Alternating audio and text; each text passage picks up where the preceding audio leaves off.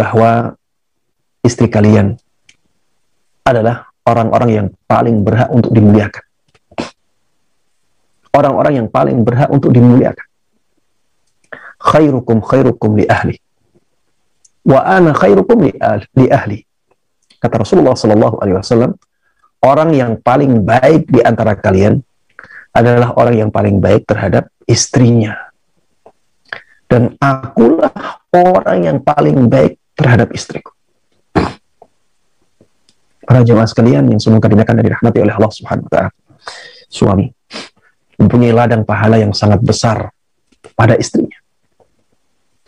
Makanya muliakan istri-istri kalian. Kalau misalnya melihat tugas istri di rumah sangat berat, maka bantulah istri-istri kita dalam menjalankan tugas. Bantulah istri-istri kita dalam menjalankan tugasnya. Ringankan tugas istri. Kalau misalnya istri punya tugas mencuci, dan kita lihat mencuci kalau memakai tangan itu berat, kita mampu membelikan mesin cuci, maka kita bantu istri membelikan mesin cuci. Kita beli mesin cuci untuk membantu meringankan istri.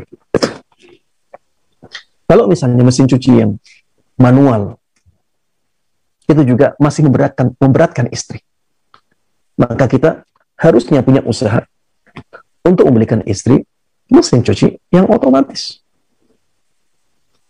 agar tugas istri bisa sering mungkin. Para jemaah, kalau kita memuliakan istri kita, yang akan mendapatkan manfaat kita sendiri. Dari sisi pahala jelas kita dapatkan. Bahkan Rasulullah SAW mengatakan bahwa dinar atau harta yang kita infakkan kepada istri itu lebih utama daripada harta yang kita infakkan untuk jihad sekalipun. Ini ladang pahala bagi kita sebagai seorang suami. Maka jangan sampai kita pelit kepada istri-istri kita. Tugas-tugas istri yang bisa kita ringankan, maka kita ringankan. Seperti misalnya, apabila kita bisa mencari pembantu untuk istri, karena anaknya terlalu banyak misalnya, sehingga istri sangat berat ketika harus misalnya nyetrika, harus membersihkan rumah, ya, harus misalnya mencuci, harus masak, harus mendidik anak juga, memperhatikan anak.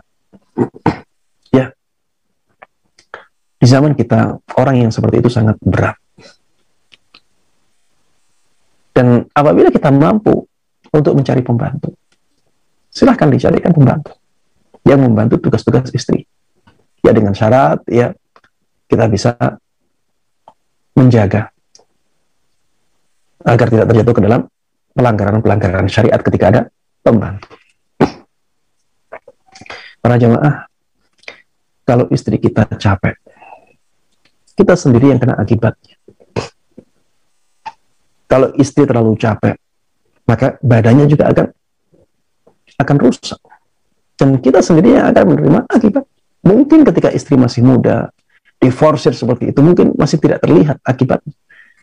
Namun, dengan berjalannya waktu, maka di sana akan terjadi ya akibat-akibat yang buruk karena tenaga istri terforsir untuk itu. Maka, sebagai seorang suami, kita harus berusaha untuk memuliakan istri-istri kita. Sebagai seorang suami, kita harus memperhatikan kebutuhan istri-istri kita. Kita harus meringankan tugas istri-istri kita.